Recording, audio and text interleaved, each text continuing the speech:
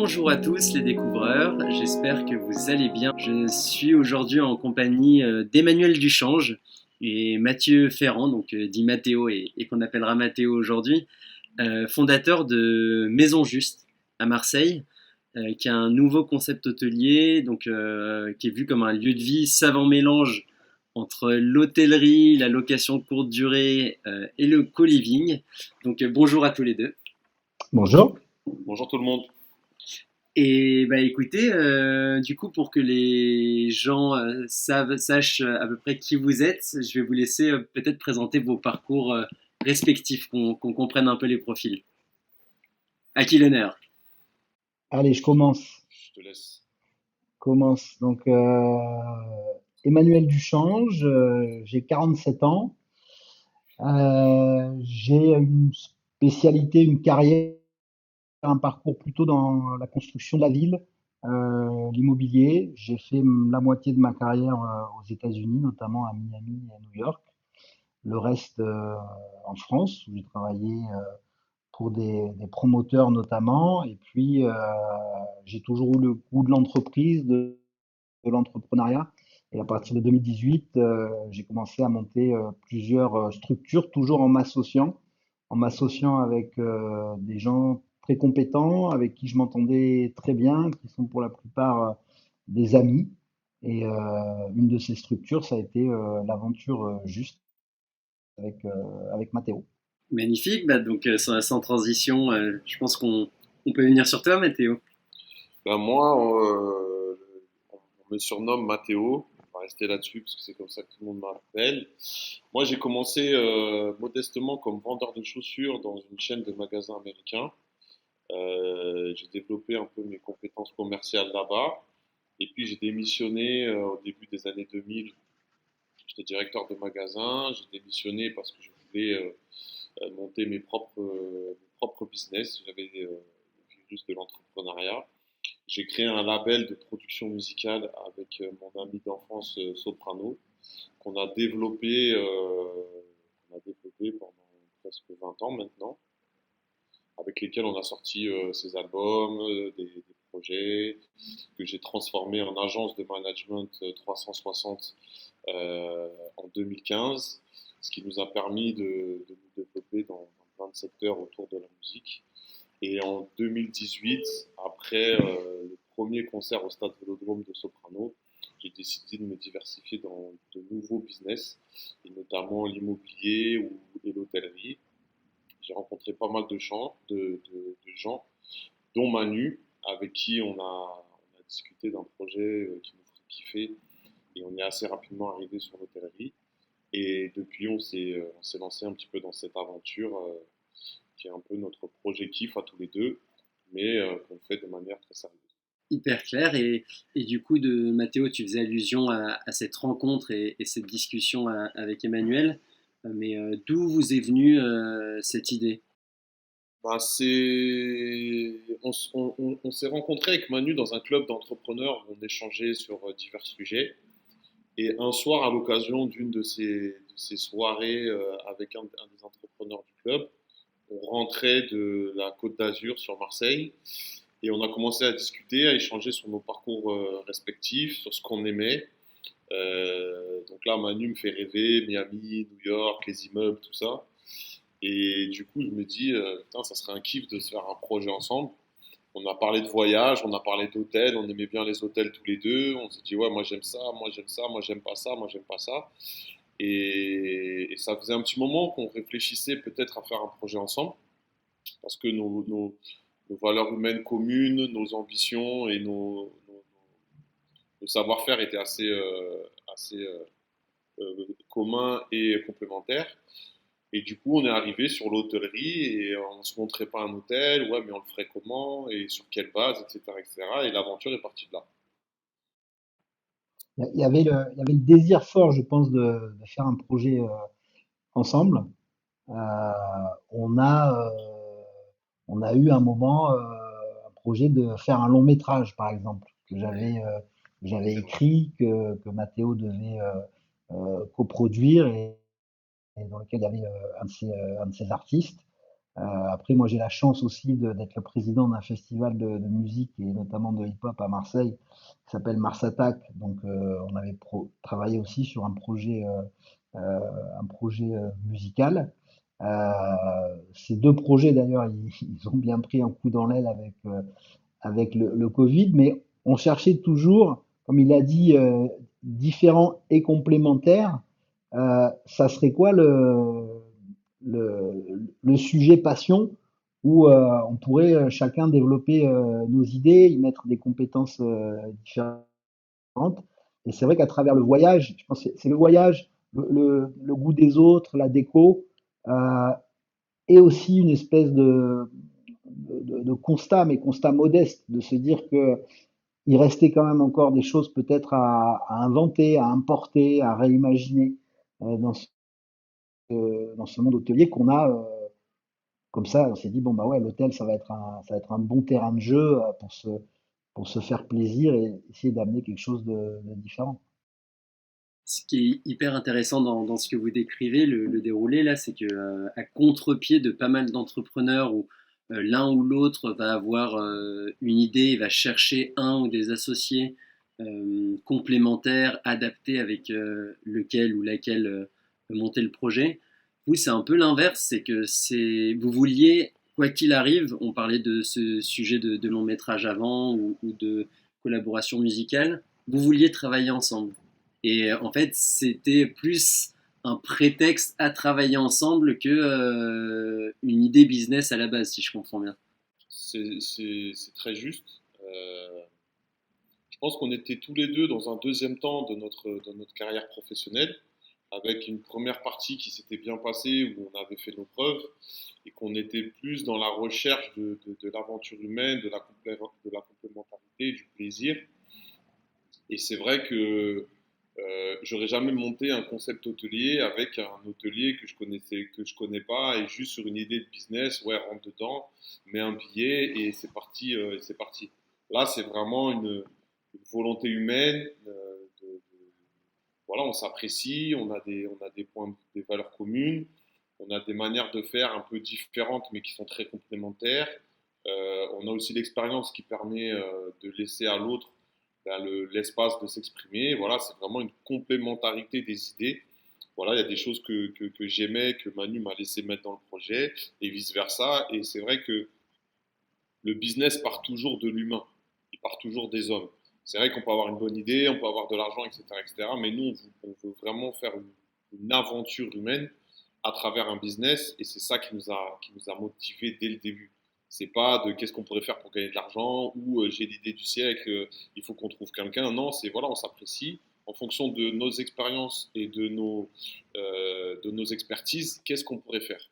Et c'est vrai que l'hôtellerie était un terrain de jeu qui était au croisement d'un peu tout ce qu'on savait faire, tous nos réseaux, et c'est ça qui nous a convaincus de partir là-dedans.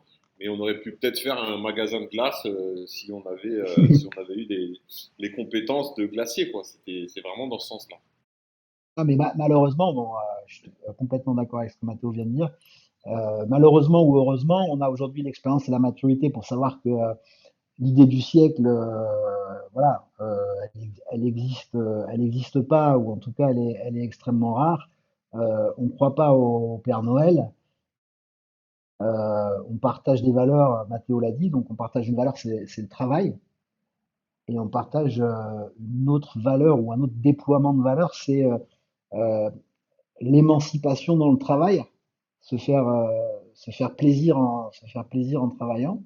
Donc voilà, et c'est pour ça aussi qu'on choisit des terrains de jeu. C'est un mot qu'on a employé tous les deux.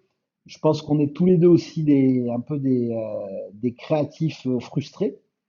Euh, donc un terrain de jeu comme celui de l'hôtellerie ou de ce qu'on appelle maintenant l'hôtellerie alternative, ça rejoignait toutes ces caractéristiques. Quelque chose où on allait pouvoir individuellement et collectivement laisser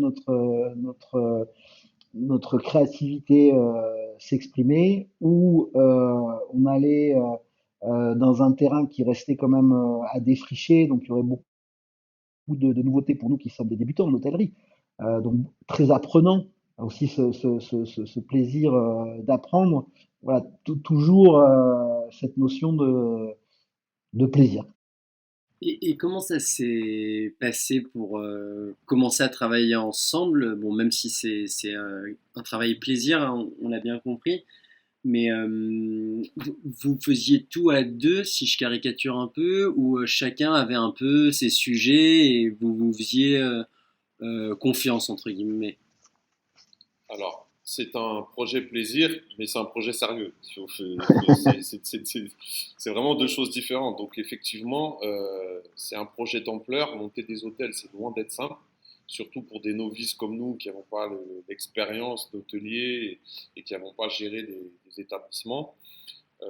Après, dans le fonctionnement, Manu a une énorme capacité de travail, de défricher les informations, de benchmark, de regarder tout ce qui se passe, etc., etc. Donc, il fait un premier travail colossal pour récupérer un certain nombre d'infos pertinentes qui me transmet. Et puis après, moi, là-dedans, j'essaie de synthétiser, de voir ce qui pourrait correspondre, de faire fonctionner des choses ensemble. Et on se fait un ping-pong comme ça régulièrement pour faire avancer le projet et pour prendre des bonnes décisions. C'est exactement ça. C'est un ping-pong. Euh, Moi, je suis le côté plus scolaire, plus en chambre, travail préparatoire. Mathéo, c'est plus un instinctif. Il a aussi une forme de, de qualité aussi voilà, pour l'air du temps. Et donc après, dans ce ping-pong, on synthétise. Et après, on est aussi tous les deux, entre guillemets, des, euh, des bons pères de famille, slash bons gestionnaires. C'est-à-dire qu'on comprend le risque, les risques qu'il faut prendre, les risques qu'il faut encadrer. Donc, c'est du plaisir d'abord, du travail ensuite, et quand même aussi beaucoup de raisons. Et après, nous, on a la chance, là, dans ton podcast, de prendre tout le crédit pour nous. Mais bon, il y a quand même aussi beaucoup de gens qui travaillent avec nous et beaucoup de compétences derrière nous, quoi. Quel conseil vous donneriez à des gens justement qui veulent se lancer ensemble pour travailler en bonne intelligence, comme vous avez l'air de le décrire, vite repérer les qualités de l'un, les qualités de l'autre et faire ça de manière complémentaire finalement? Bah, je pense que déjà la première chose, c'est qu'il faut mettre son ego dans sa poche et se mettre au service du projet et pas essayer d'imposer les choses, parce que c'est toujours mauvais dans une association. Après, je pense qu'il faut être quand même très aligné sur les valeurs humaines, les valeurs de gestion, de business, de vision du monde, etc. Ça, c'est vraiment primordial. Et après, il faut savoir écouter l'autre, comprendre aussi là où il veut aller, et pas avoir peur d'échanger, de confronter les points de vue pour faire ressortir le meilleur pour le projet et pas forcément pour avoir raison. Je suis bien évidemment en ligne avec ça. Les, les associations, c'est très compliqué. C'est très compliqué. En même temps, c'est très récompensant et sécurisant parce que quand on a aujourd'hui tous des amis dans notre entourage, ou c'est beaucoup dans l'air du temps, on le voit. Quand on est un entrepreneur seul, on parle souvent de la solitude de l'entrepreneur. C'est très compliqué. Donc, avoir un associé avec qui on partage les victoires, mais aussi les moments difficiles, c'est quelque chose, voilà, de récompensant, de rassurant. Donc là-dessus, il y a un élément qu'il faut souvent pas re-questionner, mais remettre sur la table, c'est la confiance. Et qu'en fait, quand on est associé avec quelqu'un, faut que la confiance, elle soit toujours là. Donc c'est un peu comme dans un couple, hein. Cette confiance, il faut aussi la travailler, il faut parfois la questionner, en redonner en redonner des preuves. Mais c'est toujours cette question de confiance qui est au centre de tout. Et puis, euh, savoir pourquoi on se lance ensemble. Euh, pour nous deux, la- la- l'amitié, c'est un facteur important, mais l'amitié, c'est pas tout. Donc, on va décliner. Bon, ben, on est amis, on est copains, on s'entend bien, mais voilà, après, respecter l'autre dans sa différence et savoir que sa différence, elle m'apporte quelque chose. Et m'en souvenir aussi. Parce que souvent dans les associations, 6 mois, 1 an, 5 ans, 10 ans, voilà. Donc bien savoir pourquoi on part ensemble. Et puis voilà, ce qu'a dit Mathéo, s'écouter, être dans cette transparence, être dans cette confiance. Et je répète, c'était pas la question, mais ma conclusion, je pense que c'est très récompensant. Et sur l'idée de confiance à laquelle tu faisais allusion, Emmanuel, là, et vous avez aussi fait allusion aux autres personnes qui peuvent travailler au service de ce projet Maison Juste. Comment on fait confiance à d'autres, parce que là vous êtes un peu le binôme, hein. Donc c'est peut-être plus rapide de se trouver que si on considère un groupe de 5, 10, 20 personnes. Comment on fait confiance pour finalement céder une partie du projet, une partie des responsabilités aux gens, parce que c'est quelque chose qu'on peut observer, certains entrepreneurs ont du mal à déléguer, à lâcher la bride, entre guillemets. Moi, je pense que c'est l'expérience qui, à un moment donné, c'est vrai que le réflexe de l'entrepreneur, c'est de vouloir tout faire tout seul et de tout maîtriser, etc., etc. Mais avec l'expérience, on se rend compte que c'est pas forcément si productif que ça, même si c'est bien pour l'ego, et qu'à un moment donné, on a besoin de s'entourer de gens qui vont pouvoir apporter plus de valeur ajoutée au projet, le faire avancer plus vite, le développer plus vite. Et comme l'a dit Manu, c'est que aujourd'hui, on est dans une ère du temps où il ne faut pas faire confiance, il faut se méfier, etc., etc. Et quand on fait confiance aux gens et qu'ils nous rendent leur confiance, c'est très récompensant. Et c'est ce qui fait aussi tout le plaisir de l'aventure humaine entrepreneuriale, c'est d'y arriver avec des gens, c'est de grandir ensemble dans un projet, c'est de passer les moments difficiles où faut pas non plus dire que c'est tout rose. Des fois, il y a des conflits, il y a des disputes, il y a des divergences de point de vue, il peut y avoir même des énervements, et c'est aussi être capable de redescendre et de se dire, OK, là c'est moi qui me suis emporté, j'ai perdu le fil, je suis désolé, venez on avance, on continue comme ça. Et aujourd'hui, nous, on sélectionne quand même beaucoup les gens avec qui on travaille sur leur qualité humaine. C'est pas forcément les plus diplômés ou les plus grands experts, sauf pour les cabinets comptables et avocats qui sont très spécifiques. Mais les gens, les équipes qu'on a recrutées dans nos établissements, ils ont été recrutés sur leur qualité humaine, sur voilà l'énergie qu'ils ont, qu'est-ce qui s'est dégagé dans les entretiens. Je sens plus cette personne-là qu'une autre. Et, euh, et après, on a fait confiance de prime abord en disant, ben, tant que la confiance n'est pas rompue, il n'y a pas de raison d'être méfiant. Et puis la confiance, ça se gagne aussi. On y va d'abord tranquillement, puis après on augmente le niveau de confiance et jusqu'à arriver à une totale confiance. L'expérience, il a raison, l'expérience, c'est la clé. Là aussi, je rebondis sur un truc que disait Mathéo avant, c'est que on a engagé ce projet-là dans une deuxième partie de notre carrière. Donc on est beaucoup plus sûr de qui on est, de ce qu'on sait faire, justement de quelles sont les récompenses ou les validations qu'on cherche. Et aujourd'hui, la récompense ou la validation, c'est plutôt d'emmener des gens avec nous, des collaborateurs, des collaboratrices, de les voir grandir avec nous, que plutôt d'être auto-centré. Et en fait, ça, c'est à la base du projet juste, puisque non seulement on s'est dit, on va essayer d'amener quelque chose de nouveau, ou je répète, peut-être d'importer ou d'agréger quelque chose de nouveau dans l'hôtellerie, ou en tout cas l'hôtellerie alternative, mais on s'est dit aussi, on va le faire différemment. Et donc, c'est de l'idée de dire on va faire différemment, où on s'est dit, en fait, on va s'appeler juste, parce qu'on va essayer de faire du mieux qu'on peut, du mieux qu'on a compris de l'information qu'on reçoit au quotidien, sur tout un tas de tâches et de segments. Bon, ce segment, c'est par exemple la construction.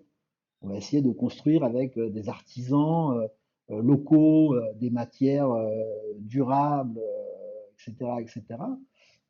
On s'est dit la gestion des ressources humaines, ça va être une gestion plus juste. On va essayer d'être plus dans l'empathie avec nos collaborateurs, collaboratrices. On va essayer de plus les former. On va essayer de mieux les rémunérer, d'être plus à leur écoute, de leur donner des outils ou des environnements de travail plus, plus confortables. Et en fait, ça, ça aide vachement cette gestion de délégation sereine, parce qu'on comprend mieux pourquoi on fait les choses. Et on est moins dans euh, l'urgence, le tout de suite, le micromanagement. Voilà, c'est une démarche beaucoup plus soft. Ce que je trouve intéressant, c'est qu'on en revient à ce que disait Mathéo en début de podcast aussi, c'est que par rapport au fait de mettre l'ego dans sa poche, là, vous avez eu aucun mal à le faire au sens où vous entourez aussi des compétences et des bonnes personnes d'un point de vue humain, d'un point de vue valeur, pour mener à bien telle ou telle mission, peut-être mieux que vous, si je comprends bien. C'est sûr, c'est aussi d'avoir l'humilité de se dire on ne sait pas tout, on ne sait pas tout faire, on ne peut pas tout faire déjà parce qu'on est limité par le temps et que si on veut mener à bien les projets dans les bons calendriers, il faut savoir s'entourer. Et puis il y a aussi quelque chose dans l'échange avec les gens qui est très enrichissant pour notre projet.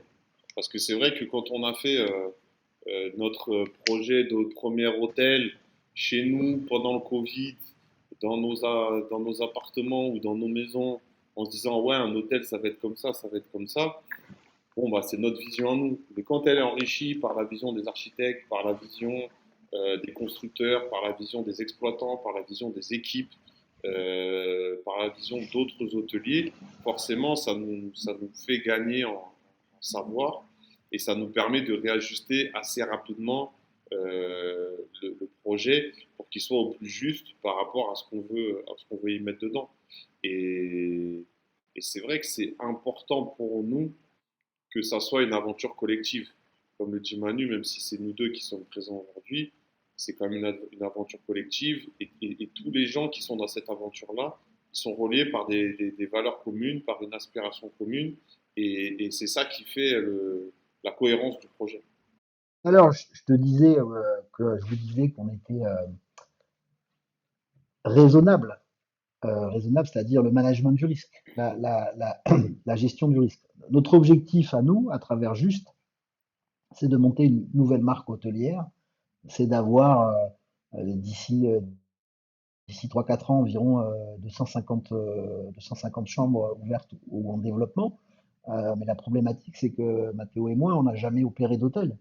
Moi, j'ai eu la chance d'en construire, et de voir comment on pouvait les concevoir, mais j'en ai jamais opéré. Donc, on partait de zéro. Donc, on s'est dit, c'est quoi les règles du jeu qu'on va mettre, au-delà d'être juste. On s'est dit, bah, les règles du jeu qu'on va mettre, c'est que on va s'inspirer, encore une fois, des autres, et on va fabriquer un prototype.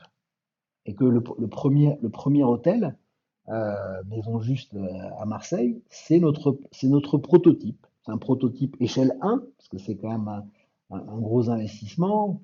C'est 18 chambres, c'est des employés, des engagements, etc., etc. Mais c'est aussi pour nous un projet école. Donc, on l'a conçu avec des architectes, Marie Tourmieux, Marie Humbert. On l'a construit avec Pivot Panda. Et maintenant, on l'utilise et on l'améliore chaque jour, chaque semaine, chaque mois, etc. Parce que, comme l'a dit Mathéo, ce qu'on avait pensé dans nos, dans nos salons et pas forcément la réalité. Donc, on change des choses toutes les semaines, tous les mois. Ensuite, on a eu la chance d'avoir de la compétence qui arrive par les collaborateurs, collaboratrices.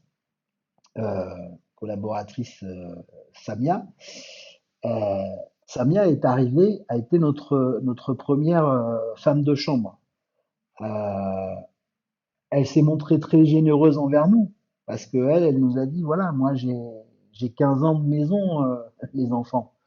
Moi, je sais faire. Vous avez peut-être des idées, vous êtes peut-être reconnu par ailleurs, mais en ce qui concerne la propreté, la gestion, voilà, c'est moi qui sais faire. Euh, et ça, nous, on a baissé les armes tout de suite, hein. On a dit, bah, ça, on est d'accord avec toi. C'est toi qui sais faire. Donc, avec Samia, on a construit les procédures opérationnelles pour les femmes et valets de chambre qui allaient arriver ensuite. On a construit le timing de propreté des chambres, qui est un grand débat dans l'hôtellerie. Est-ce qu'il faut 20 minutes, 30 minutes, 40 minutes? Bon, bah, nous, on a fait avec Samia, elle nous a dit qu'est-ce que vous voulez? Et on a dit, nous, on veut une propreté 5 étoiles. Elle a fait la chambre plusieurs fois, elle a dit, voilà, il faut 50 minutes pour que les gens soient bien, qu'ils soient à l'aise, que ce soit pas trop fatigant, etc., etc. Et puis, voilà, encore une fois, pour enrichir, enrichir le propos, et parce que Samia a été tellement pertinente avec nous, elle est venue, elle, après la livraison de l'hôtel. Et après la livraison de l'hôtel, elle est venue me voir, elle m'a dit, mais t'as pas mis de machine à laver? Et j'ai dit, bah non, j'ai pas mis de machine à laver, puisqu'on a une société, on a un contrat avec une société de linge, ils nous apporte le linge propre. Elle dit, oui, mais ça, c'est en théorie. Mais en pratique, tu vas avoir des urgences, tu vas avoir des besoins, etc., etc. Donc très vite, à la demande de Samia, dans le back of the house, on a fait tomber un mur, on a rajouté de la plomberie et on lui a rajouté des lave-linge, sèche-linge. Donc je descends un peu dans la cale, mais c'est pour donner ce niveau d'échange qu'on a et que voilà, c'est aussi la compétence, elle remonte parfois sur l'actionnaire, vers l'actionnaire, et souvent d'ailleurs par le- les collaborateurs, collaboratrices du terrain qui ont de l'expérience. Hyper intéressant et dans l'exemple de Samia, donc là j'ai compris que vous aviez été hyper inclusif justement, ses retours, ses recommandations avec son expérience, mais comment deux personnes comme vous, qui comme vous l'avez dit partaient de zéro, on arrive à convaincre d'autres personnes de venir avec nous dans une aventure quand voilà on n'a pas de légitimité. Déjà avec un bon projet qui se défend, il y a des bons arguments. Ça déjà c'est la base. Et après ouais, c'est une force de conviction parce qu'on y croit. On le fait pas pour le faire, on le fait pas spécialement pour gagner de l'argent. On le fait parce qu'on a des idées, on a des convictions et qu'on a mises dans ce projet. Il y a une partie de nous dans ce projet, il y a une partie de nous dans les hôtels, de par les choix qu'on a fait, de par certains objets qu'on a mis dedans, de par les arbitrages qu'on a fait sur la construction. On a vraiment mis notre âme et notre ADN dedans. Donc forcément, quand j'en parle, je viens pas défendre un projet, je viens défendre mon projet.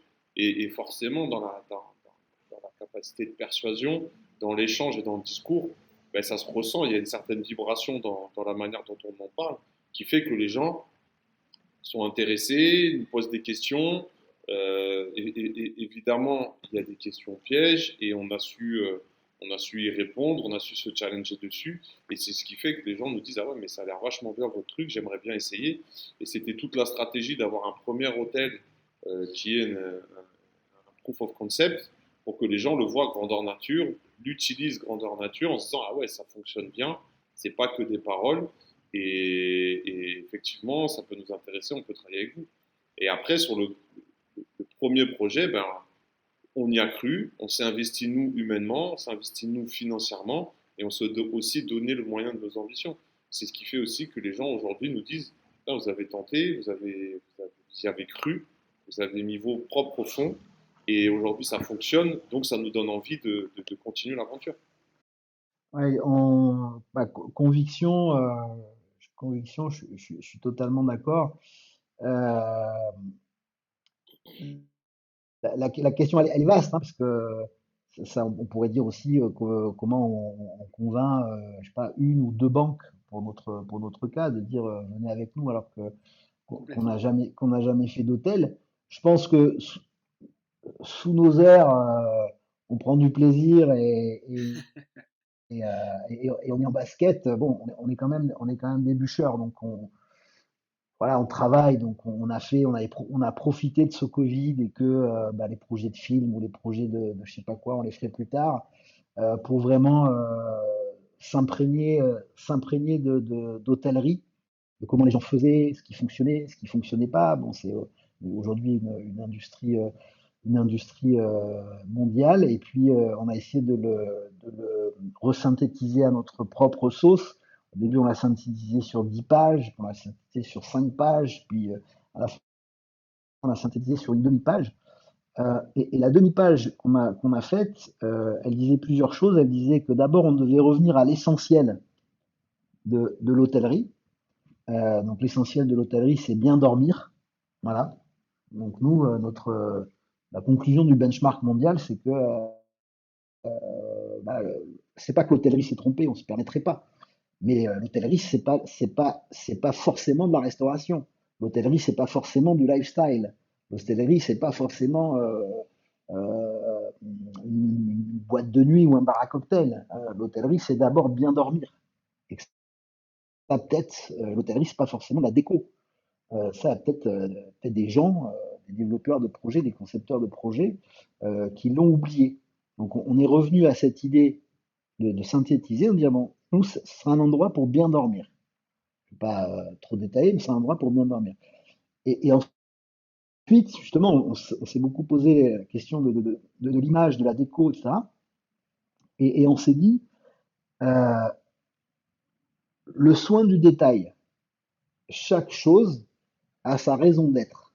Parce que c'était une remarque, on est des utilisateurs d'hôtels, Mathéo et moi, c'est que souvent on se dit, mais pourquoi c'est là ce truc-là? Pourquoi cette chaise, elle est là? Elle n'a rien à faire, on voit bien qu'il n'y a pas la place. Ou pourquoi la prise, elle est en bas alors qu'elle devrait être en haut. Et donc, il n'y a pas ce soin du détail. Et parfois, au contraire, il y a ce soin du détail. Et on est content, on se dit, ah putain, il y a un architecte, un concepteur, je sais pas qui, ou parfois ça peut être un petit détail, une femme de chambre qui a pensé à moi. Il y a un petit détail qui était là pour me faciliter. Donc, pour répondre à ta question, euh, on l'a vachement bossé ce soin du détail.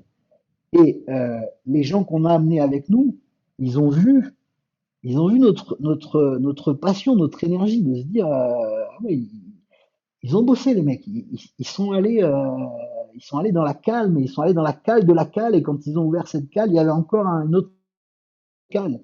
Ils sont descendus dans le détail. Donc ça, cette conviction-là, elle entraîne les gens, que ce soit un banquier ou un veilleur de nuit.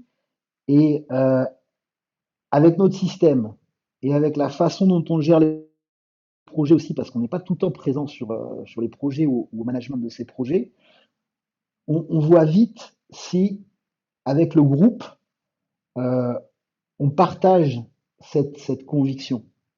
Et pour que ça marche, il faut, il faut, il faut partager cette, il faut partager cette conviction. Donc il faut qu'on emmène les gens avec nous. Il faut que personne ne soit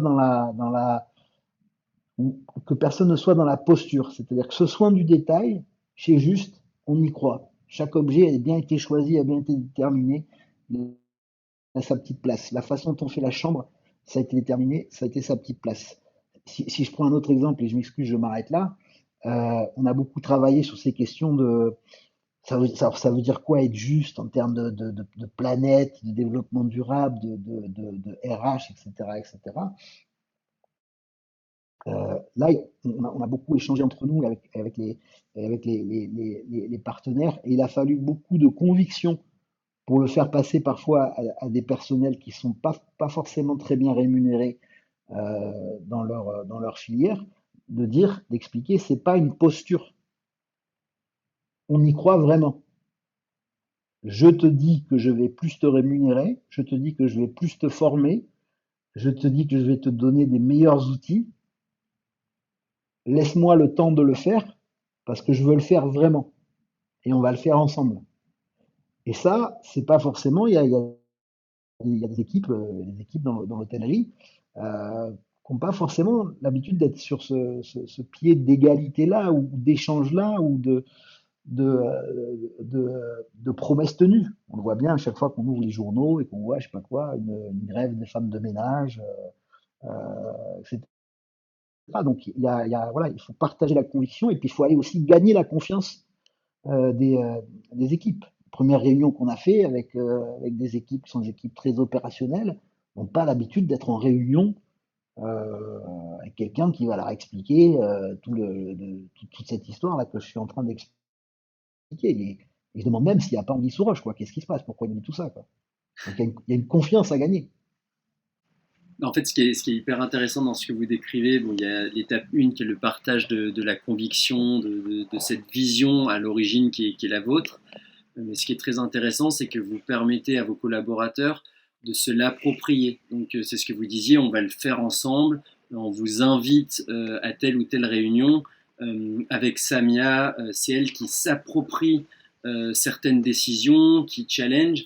Et en fait, il y a quelque chose de très concret, très tangible, au-delà des promesses ou des grands principes énumérés lors d'un entretien d'embauche ou d'une première rencontre. Exactement. Et comme ça, et c'est ça aussi la chance. Je reviens au début de se dire la page elle est blanche. Et nous, on n'a aucune expérience. Donc, si on veut faire quelque chose, on va inventer notre propre façon de faire les choses. Euh, Autre exemple très concret, hein, pour illustrer un peu et que ça parle.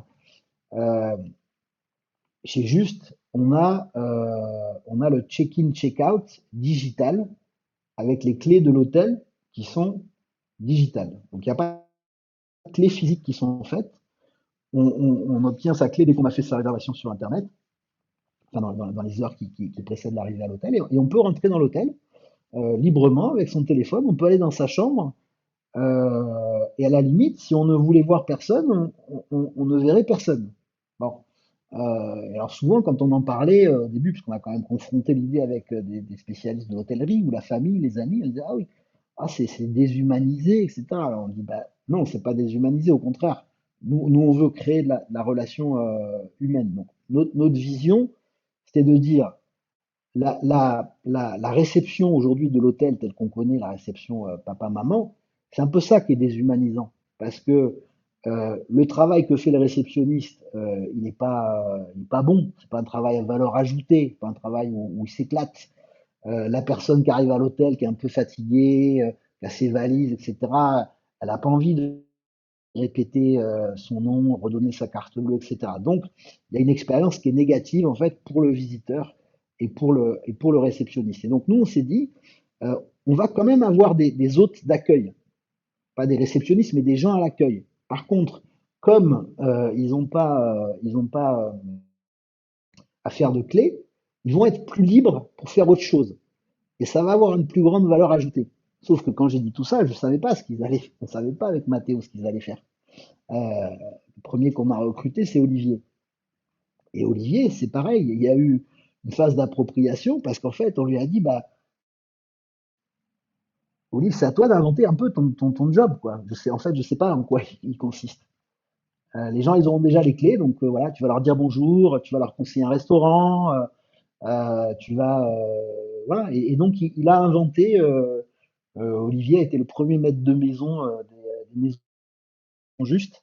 Euh, et voilà, il a inventé son rôle, qui est devenu un rôle de un peu concierge, un peu bagagiste, un peu homme volant, un peu camarade de passage, et qui est, pour moi, qui est vraiment une nouveauté dans le monde, dans le monde hôtelier.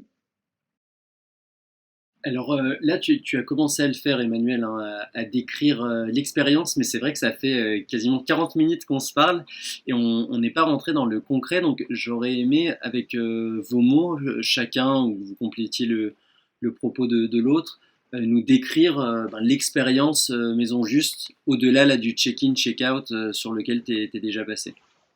Gros, c'était de revenir aux basiques de l'hôtellerie, à savoir bien dormir dans une chambre bien sonorisée, avec une grande douche, avec une propreté irréprochable et un Wi-Fi qui marche bien. Ça, c'est les basiques qu'on s'est donnés à la conception du projet. Un des points que vient d'aborder Manu, c'est le check-in, check-out digital, parce on était tous les deux contre avoir une réception où on redonnait ses informations, où on redonnait sa carte bancaire, alors qu'on s'est déjà enregistré sur Internet pour commander des chambres. Euh, c'est pas pour ça qu'on a déshumanisé l'hôtel, d'où la présence des maîtres de maison, qui sont justement là pour parler avec les gens et d'une manière différente de juste l'enregistrement des chambres, des informations et des cartes bleues, pour donner justement un côté de lien humain avec nos établissements. Et, et après, on a voulu simplifier les choses, de rendre l'hôtel apaisant et autonomiser les gens. À savoir, par exemple, que dans nos espaces communs, il y a ben voilà, du café à volonté, gratuit. On s'est dit, bon, ben, on va mettre des tasses, on va mettre une machine à café, puis on va voir comment ça fonctionne. Et puis on se rend compte que les gens se servent, que ça leur fait plaisir, qu'ils nettoient les tasses, qu'ils les rangent, qu'ils les sèchent.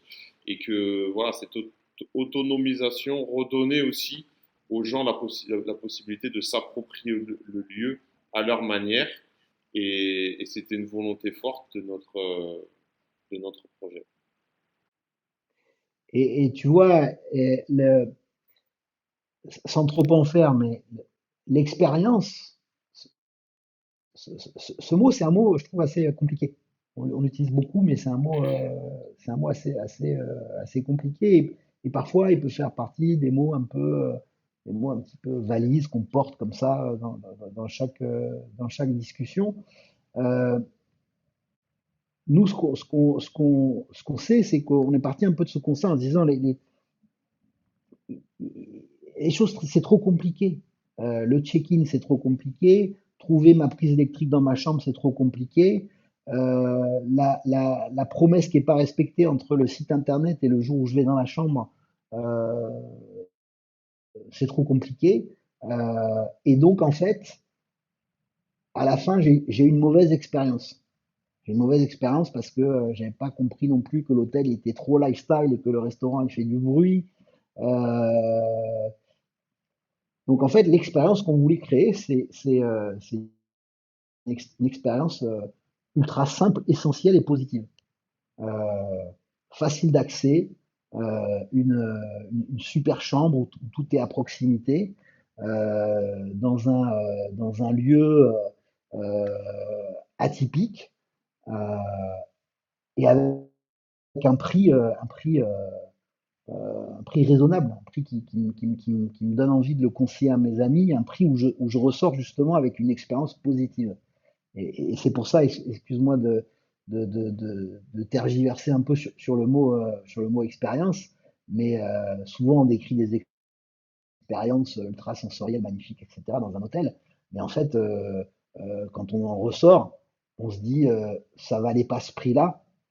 Et donc l'expérience globale, elle est aussi simple que être négative.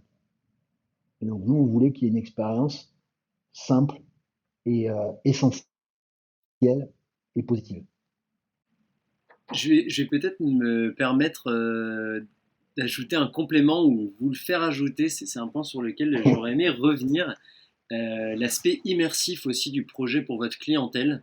Je sais que tous les deux vous êtes hyper attachés à Marseille. J'aurais aimé que vous en touchiez deux mots dans le cadre de Maison Juste. Voilà, comment vous faites connaître la ville, etc. Je vous laisse développer l'idée, mais j'avais trouvé ça hyper intéressant. Bah, c'est sûr que Marseille fait partie de l'identité du projet, du fait que c'est une ville qu'on apprécie tous les deux, qu'on connaît tous les deux, qu'on pratique tous les deux. Euh, et, et à la fois, le projet juste, quand on l'a dessiné, c'était une ouverture sur la ville. L'aspect urbain était très important avec nous, puisqu'on est deux personnes très urbaines dans leur vie quotidienne. Et on s'est dit, aujourd'hui, l'établissement, c'est une porte ouverte sur la ville. Donc, euh, dans, dans- à la fois dans la décoration, dans la manière dont on a mené le projet, l'identité marseillaise, d'indépendance, de voilà, d'ADN fort, ben, nous a construit tout au long du projet. Et d'un autre côté, à travers nos maîtres de maison, ils sont en capacité aujourd'hui de faire découvrir le quartier, de faire découvrir la ville, de savoir qu'est-ce qui s'y passe. Si les gens sont intéressés, on peut tout à fait les diriger ou les ouvrir sur les meilleurs côtés de la ville. Et ça, c'est quelque chose qui est aussi enrichissant à la fois pour le voyageur qui se retrouve confronté peut-être à une ville qu'il ne connaît pas du tout et qui a une personne avec qui échanger, discuter et avoir un petit peu plus d'expérience, enfin de retour d'expérience sur la ville. Et c'est une valeur ajoutée dans notre projet. En, en- en- en complément, et j'espère que je vais arriver à répondre correctement à ta question, sinon tu le feras pour nous, tu seras le meilleur représentant de Juste. Euh, euh, on aime beaucoup, on valorise beaucoup, et dans le développement, on est en train de travailler sur ça, sur la centralité. Pour nous, il faut que toute la ville, elle soit accessible à pied, en vélo, en métro, en tramway, si ces éléments sont disponibles. Et quand je dis toute la ville, c'est des magasins, c'est de l'architecture, c'est de la culture, c'est des restaurants, c'est la rencontre avec les autres, etc. Mais on n'a pas forcément à s'approprier au sens où aujourd'hui on valorise beaucoup dans l'hôtellerie un phénomène qui est très à la mode, qui est un hôtel qui est très ouvert sur la ville, qui fait un peu, pas auberge espagnole, mais hall de gare où on peut rentrer, sortir, etc. Ou en tout cas, c'est l'image qu'on veut en donner, parce que je pense que dans la réalité, c'est beaucoup plus compliqué que ça. Et donc ça participe à tout ce qui est l'hôtellerie lifestyle. Nous, on a fait l'inverse. C'est que au lieu de se dire on va être the place to be, avec son restaurant hype, etc., etc., on s'est dit on va être the place to rest, pour se reposer. Excusez-moi de mon anglais. C'est-à-dire que dans cette ville aussi qui est chaotique, nos clients, c'est beaucoup d'explorateurs urbains. Nos clients, ils aiment bien arriver à l'hôtel un peu tôt, donc ils savent très bien que la chambre, elle est prête qu'à 15 heures. Ils aiment bien arriver à 10 heures, déposer les bagages avec Olivier ou Naomi. Le lendemain, ils savent bien que il faut partir à midi, mais ils ont aussi, c'est un service qu'on a chez Juste, la possibilité de laisser les bagages jusqu'à 18 heures, parce qu'en fait, ils veulent profiter d'un séjour de 9 heures à 18 heures J plus 1. Ces explorateurs urbains, ils sont tout le temps en vadrouille dans cette ville culturelle, cosmopolite, etc., etc. Et cetera. Et donc, ils sont contents d'avoir ce point de centralité où ils retrouvent un espace de repos, cet espace d'échange aussi où on les conseille, comme a dit Mathéo, avec Olivier, Naomi, nos maîtres de maison qui connaissent le quartier par cœur, qui connaissent Marseille, Marseille par cœur, et puis toutes les petites choses aussi avec lesquelles on a fabriqué l'hôtel, puisque, comme je l'ai dit, on a ce sens du détail, rien n'est là par hasard, tout a été fait de façon juste, donc tout a été fait, ou la majorité des choses ont été faites avec des artisans marseillais, même les livres. C'est un éditeur marseillais pour une majorité de livres. Donc, tout prête à la discussion avec d'autres clients, avec nos maîtres de maison, dans ce cadre, j'allais dire, reposant et, euh, et ultra central après une bonne journée de shopping et de visite du Mucem et de resto. Et si j'avais bien compris, votre souhait, c'était aussi d'intégrer le projet au tissu local, donc qui soit culturel, économique, et quasiment comme si c'était le maillon, l'élément d'un écosystème plus large. Je sais que vous m'aviez parlé, par exemple, alors je ne sais pas si c'est systématique, mais de petites attentions, de petits mots laissés ci et là dans la chambre pour Oui, réorienter les gens, s'ils le souhaitaient hein, d'ailleurs, vers tel producteur, tel restaurateur et du quartier. Et là aussi, toujours pour faire vivre et faire connaître et faire se rencontrer les gens à Marseille. exactement. Donc ça en fait, pour nous, ça fait partie de. Je vais te répondre en deux fois. Ça fait partie de la démarche juste. La démarche juste, c'est de se dire, nous on est arrivé ici dans le quartier, le 6e arrondissement, le quartier de la préfecture. Bon, le quartier de la préfecture, il est là depuis, le quartier où on est, il est là depuis au moins 1800, 1840, puisqu'avant avant, c'était des vignes. Bon, il n'a pas attendu juste pour avoir sa vie de quartier. Les restaurants qui sont là, les boulangeries, les commerçants, ils n'ont pas attendu juste pour avoir leur vie de quartier. Donc, quand Juste est arrivé, il y a deux façons d'arriver. Soit on arrive, on monte les gros bras, on dit ouais, on est Juste, c'est le nouvel hôtel, machin, et là. Bon, soit on va voir les gens et on essaye de collaborer avec eux parce que on vient chez eux, on est un peu des invités dans leur quartier. Donc on leur dit on va essayer d'apporter quelque chose de nouveau à votre quartier, quelque chose que vous n'avez pas. C'est comme ça d'ailleurs que très vite, au début 2020, on pensait avoir un restaurant. Puis après, on s'est dit non, mais attends, des restaurants, il y en a déjà dans le quartier. On va pas les faire concurrence aux restaurants qui sont déjà là, et dont certains qui sont très bons. Donc nous, il faut qu'on apporte quelque chose qu'il n'y a pas. Donc déjà, ce qu'on a apporté, c'est un patrimoine qui était là et qui était un peu à l'abandon, et donc qu'on a fait renaître. Après, on a dit, on va travailler en priorité sur tout ce qu'on peut avec des gens du quartier. Donc nos petits déjeuners, par exemple, on les fait pas nous-mêmes. On les fait faire par deux sociétés, une qui est du quartier même, qui est à 100 mètres, et une qui est de Marseille, un peu plus élargie pour, euh, pour le week-end.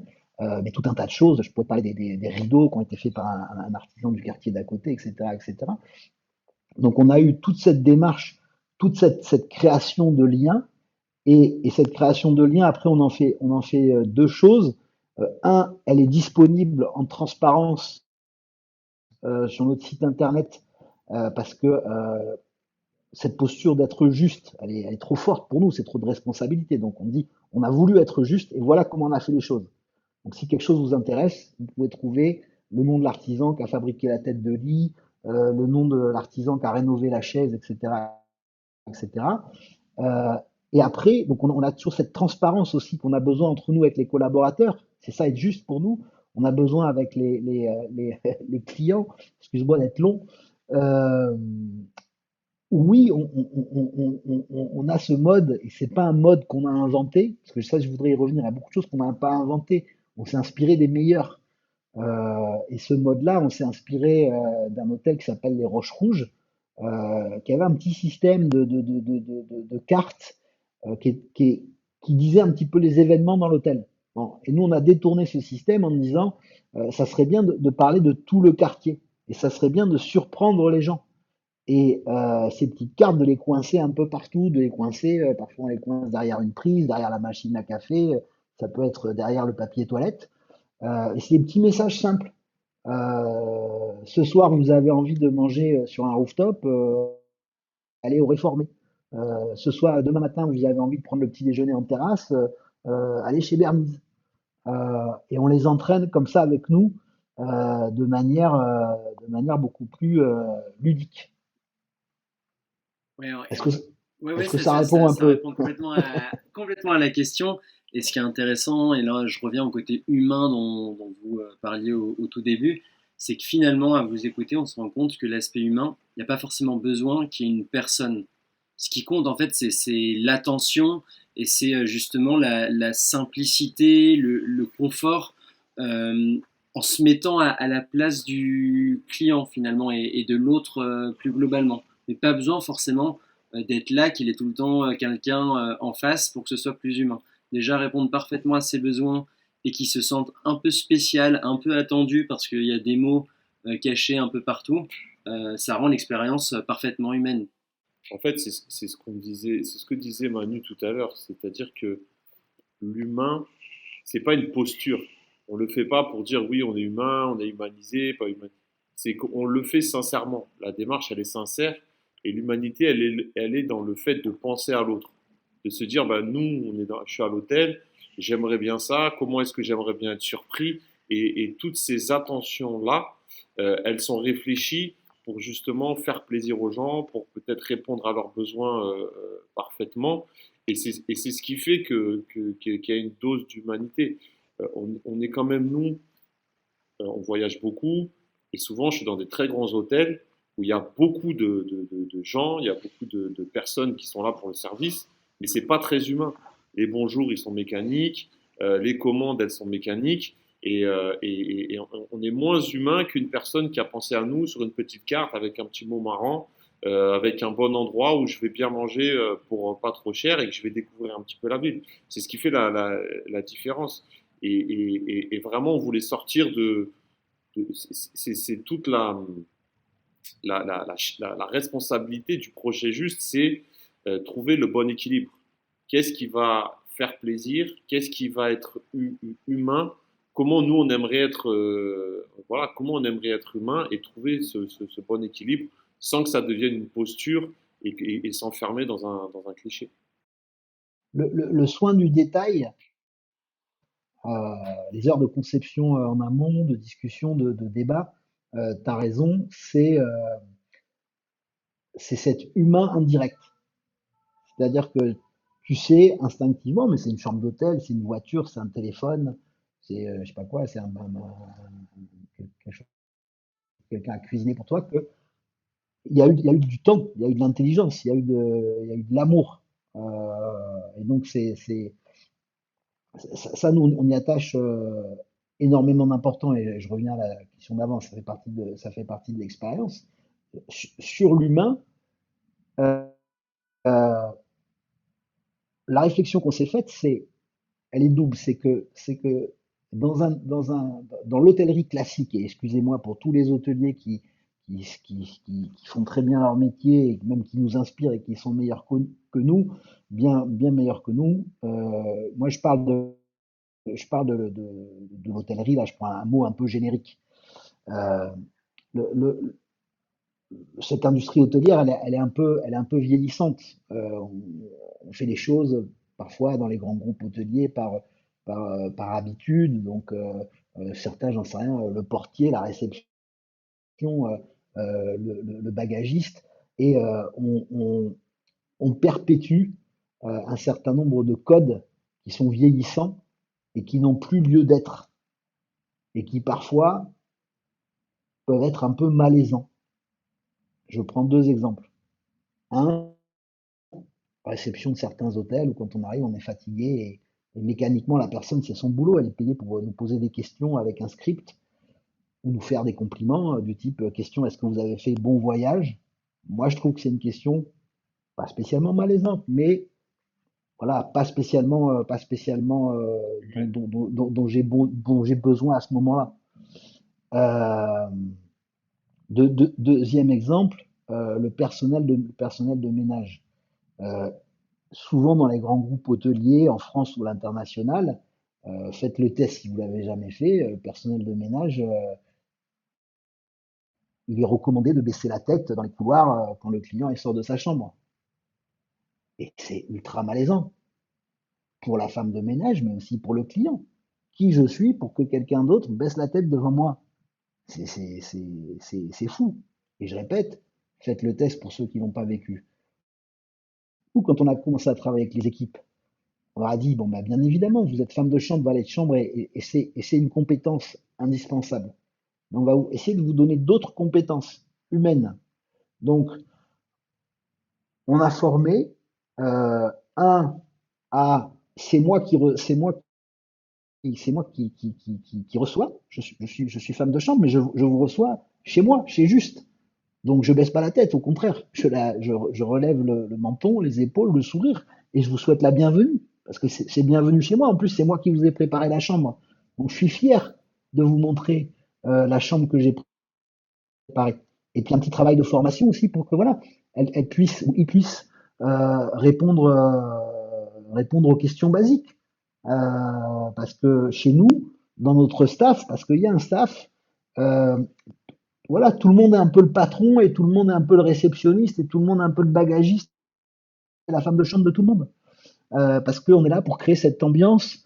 Et ça, c'est une autre marque hôtelière qui nous l'a inspiré, qui est une marque hollandaise dont là le nom ne me revient pas. C'est d'avoir des relations à hauteur d'hommes et de femmes, c'est-à-dire à la même hauteur. Voilà, la même hauteur, le client et la personne qui fait qui fait son travail. Il Être n'y a pas dans de un subordination. Ouais. exactement. Mais je sais pas, peut-être sur toi, tu vas tout parler de ton expérience, mais je répète, faites le test. Historiquement, il y a une subordination. Surtout plus on monte, bien évidemment, dans le haut de gamme et dans le luxe. Et elle a peut-être sa raison d'être, et peut-être que les gens qui écoutent se disent, mais qu'est-ce qu'il raconte? Mais pour nous, dans notre gamme à nous, dans l'expérience justement qu'on voulait créer, elle n'avait pas de raison d'être. Et ce projet hollandais, il a été très inspirant en disant, on a un accueil à hauteur d'hommes et de femmes. Voilà. Et là, bah, c'est assez clair. Hyper chouette. On arrive à 1 heure de podcast C'est pas vrai. eh bah si, eh bah si, si, si. J'aurais souhaité que vous nous parliez de la suite, du coup, parce qu'on a un peu parlé des objectifs de X chambres dans X années, mais là, concrètement, dans les prochains mois, qu'est-ce qui va se passer chez Juste? Pour l'instant, on rentre dans une phase de développement.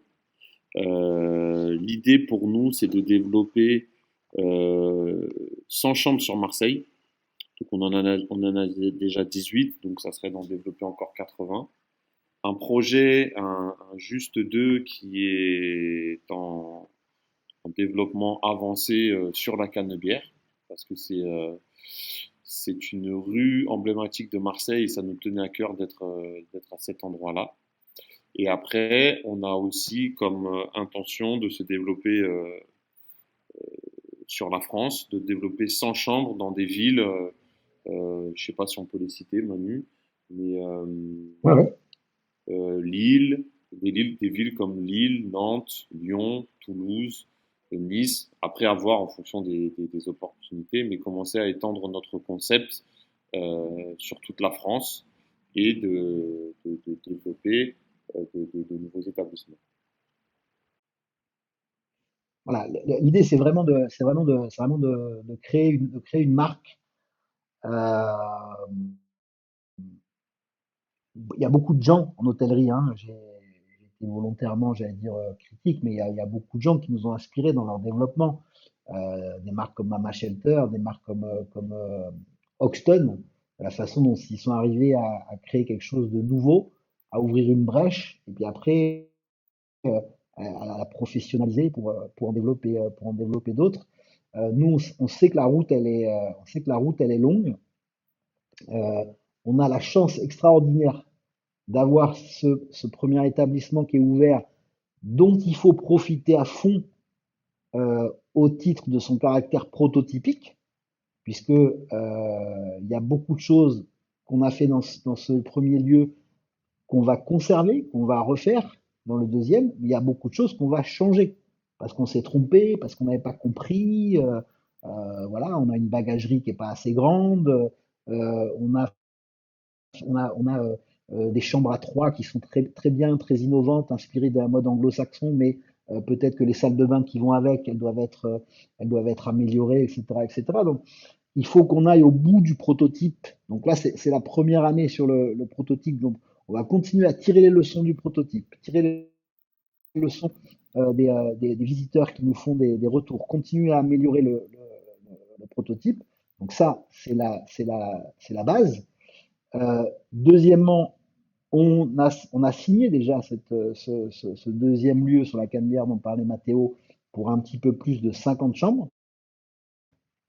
Donc aujourd'hui, on est dans la conception de ce lieu-là et on est dans l'entraînement aussi des équipes avec nous. Parce que là, pour le coup, c'est aussi un bouleversement. Et ces équipes, elles sont prioritaires pour grandir avec nous. Ceux qui ont été les premiers à essuyer les plâtres en administratif, en propreté ou en accueil, bah, c'est normal que on leur offre aussi la pole position pour les nouveaux postes et que ça les aide pour ceux qui veulent avoir plus de responsabilités, à accéder à ces responsabilités, puisque le deuxième juste, il sera 3 fois plus grand que le premier, Donc, a priori, ben, on va multiplier le personnel par 3. Donc, entraîner les équipes. Et puis notre souhait aussi, euh, il va être de continuer à consolider des partenariats, soit avec les designers qui nous accompagnent, les marques qui nous accompagnent, mais je pense aussi en termes financiers. On a eu quelques appels du pied de certains gros investisseurs qui nous donnent à réfléchir aussi. Et la visibilité que tu nous donnes aujourd'hui aussi, et je t'en remercie. Voilà, ça va peut-être faire aussi ces rencontres. Il faut qu'on laisse la place à la rencontre sur des sujets aussi où on a besoin de soutien, parce que demain, voilà, développer un groupe hôtelier de 250 chambres avec les moyens qui vont avec, les investissements qui vont avec et le personnel qui va avec, il va nous falloir de la compétence et de la ressource, y compris probablement voilà, des partenaires sur la ressource financière. Donc voilà les prochaines étapes. Bah, écoutez, magnifique. Là, on passe du plaisir à l'ambition. Je vous propose de conclure. Donc, je ne sais pas si l'un ou l'autre, voilà, vous avez un mot de la fin, quelque chose que vous voudriez partager sur laquelle on n'est pas passé. Alors, je pense qu'on a bien fait le tour déjà. Euh, Moi, je veux te dire un truc très simple. C'est une aventure dans laquelle je prends beaucoup de plaisir, dans laquelle j'ai appris beaucoup de choses, partagé beaucoup de choses, qui m'a permis de changer de mon quotidien. Et même si c'est pas très commercial ce que je suis en train de dire, mais je tenais à le partager parce que j'ai fait beaucoup de choses dans ma vie et c'est certainement un des projets les plus incertains au départ, mais dans lequel je prends beaucoup de plaisir.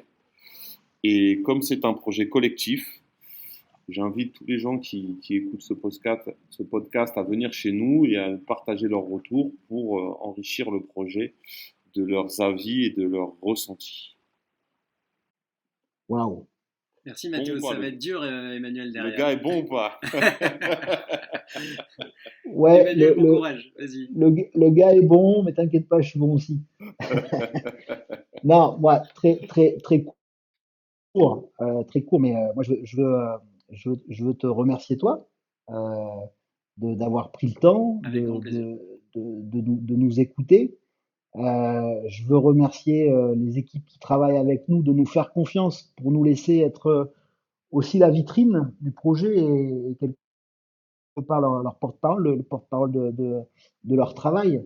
Voilà, on est extrêmement chanceux et voilà, et la place là que tu nous offres pendant 1 heure de pouvoir parler d'eux, parler de nous, parler de notre projet, c'est extrêmement euphorisant, valorisant. Moi, j'ai passé un très bon moment et j'espère que voilà, ceux qui nous ont écoutés ont passé un bon moment aussi. Merci beaucoup. Bah, franchement, moment super de mon côté aussi. Et effectivement, on espère que les auditeurs et auditrices, ce sera pareil. Donc, je vous remercie tous les deux chaleureusement. Je vous souhaite vraiment le meilleur pour la suite du projet et au plaisir de se reparler pour voir comment ça évolue. Bah ouais, merci à toi et on reviendra. Avec Merci plaisir. beaucoup. Bye bye, merci Merci. beaucoup.